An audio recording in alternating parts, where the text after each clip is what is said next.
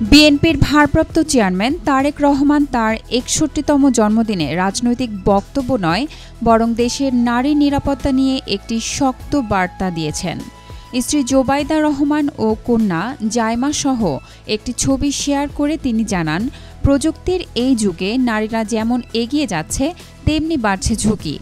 তাই দেশে কোনো নারীকে ভয় নিয়ে বাঁচতে দেয়া যাবে না। ঘরে বাইরে অনলাইনে সর্বত্র তাদের নিরাপত্তা নিশ্চিত করতেই হবে। ফেসবুকে তিনি জানান, নারী সুরক্ষায় বিএনপি ৫টি উদ্যোগ নিতে চায়।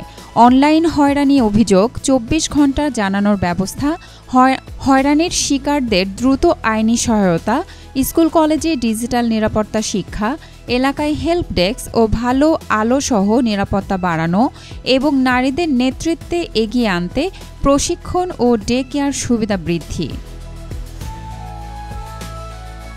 তারেক রহমান বলেন, নারী উন্নত হলে জাতি উন্নত হয়।